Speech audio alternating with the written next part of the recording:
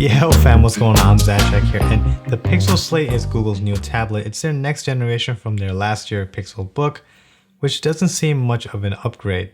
This is the 8th Gen i5 model, which comes with 8GB of RAM. Now there are other variants available, which does kind of make it confusing for the average consumer. I chose i5 because I know which type of applications I use, but I would suggest that model. It helps with the lag and load time of certain apps for the long run. Now this is a Chromebook, which is an operating system mostly based off of web-based applications, which you can download from the Chrome Web Store. You also have the Google Play Store available on this as well. Now with the Google Play Store apps, they work, but they aren't all optimized because it's not meant to be used with the Slate. For example, I downloaded Snapchat. When you launch it, it works on landscape mode, but only center screened. When you change it to tablet, it switches to portrait, but leaves it at this awkward position because of where the camera is placed on the screen. We'll talk a little more on the camera a little later. This also takes an effect a little on PUBG. I cannot use my external mouse while playing this game to control where the character is looking. I have to click and drag because this version is optimized for mobile platforms. But this game ran pretty smooth due to the i5 chip, and so did Asphalt, one of my favorite racing titles, and you don't need a mouse to steer. It can all be controlled from the keyboard, which we'll talk more on later as well.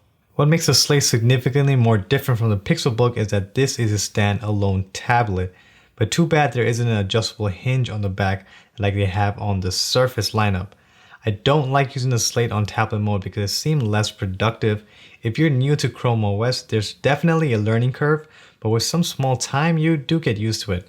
The home screen is basically your app drawer, and you can multitask with apps and do split screens, but unfortunately split screen is not supported by a lot of apps right now. Hopefully it will be supported soon, and for the apps that are, it seemed a little laggy setting and working on two apps at the same time. Now Google introduced a Folio Keyboard that you can attach on the Slate, and I do not like it that much. It's priced at $200. Few good things are that you can snap it on magnetically and it sticks on pretty good. And you can adjust it to almost any angle pretty easily, making it really convenient for users to use the tablet for any type of occasion. But when you close it, the front magnets aren't that strong, so the Slate gets out of place, so you need to readjust it a lot of the times. It has rounded keys that are backlit, and it has a dedicated Google Assistant button, which I barely found myself using, but typing on this thing was great because the keys had a lot of travel in them. But it was more tactile than Apple's Folio Keyboard, which was a great thing. Below the keys is a small trackpad, and it was pretty smooth and accurate until I started using this tablet on my lap. Now you get a better productive experience with the Slate when you're using it on a desk or table when the keyboard is attached. When you have it on your lap, it becomes a huge problem. It's a little wobbly, which gets a little annoying, and you have to constantly readjust your legs so the Slate can stay in place. But what kills me the most is when you rest both of your palms on the keyboard with enough flex, it accidentally clicks the trackpad, which is something I also noticed on the Surface Go. And this becomes extremely frustrating, especially while typing, because you can accidentally start typing on the wrong line of your page, depending where your cursor is. Another accessory with the Slate is a Pixel pen, which I didn't find the need to use, and it's nothing really to it, just an ordinary stylus that you can find in other tablets, and it works. It writes, it draws, but just found it to be a little slower than the Apple Pencil and Surface Pen when it comes to tracking the strokes of your lines. I wish I was able to snap it on magnetically on the side of the tablet, but unfortunately you cannot. And this pen starts at $100. The build is iodized aluminum, so I'm assuming it can scratch up pretty easily, and due to the material, it can grab your fingerprints a little, but I do like the feeling of this tablet. Google has provided only one colorway, calling it Midnight Blue, and I think that's an appropriate name for this tablet because it does look very dark and blue. I like it. On the top, you have a white accent, which does add a nice touch to the tablet. It's a power button, which is also a fingerprint scanner, and it's accurate. I didn't have a problem with that feature during my time with this device. There's a volume rocker and two USB Type-C ports on both sides, but no headphone jack. But Google was nice enough to include an adapter in the box, something Apple should have done with their expensive ass iPad Pro. Yes, Google included an adapter for a headphone jack, but there is no Type-A support. I think they should have included a Type-A adapter instead so you can connect your other peripherals. Now luckily I did have my own adapter. My mouse and everything worked fine on it.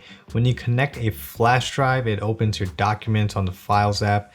If you don't have Microsoft Office installed, it'll set the Google Drive apps by default, which makes it pretty convenient. Now I'm getting around close to 8 hours of battery time, and you connect the charger on the Slate through USB Type-C, so no magnetic connector like the Surface. Google likes to call it a 12.3-inch molecular display, and it has a resolution of 3000 by 2000 pixels, and it's a good screen, but since it's an LCD panel, the black levels aren't that deep. It does have some thick bezels going on because of the two front-facing speakers, and that made it okay because the speakers were actually really good. They were pretty loud, topping around 90 decibels for me during this video. I guess the Pixel Slate are for Chrome OS lovers, and this operating system caters towards a certain crowd. I'm not a huge fan of Chrome OS because of certain apps, like the Adobe Suite, it's not featured. But for some reason on the Pixel Slate on Chrome OS, I got more work done than the iPad Pro. And that's probably because I like the keyboard better on the Pixel Slate. It was more tactile, more clicky, and it made me type more compared to the iPad Pro. I barely use the keyboard, I just use it mostly for videos. Listen, if you like typing a lot of documents, surfing the web, using a lot of web-based application, you may like Chrome OS. This device, it works. And if you're considering it, look at Google's last year model, which is the Pixelbook.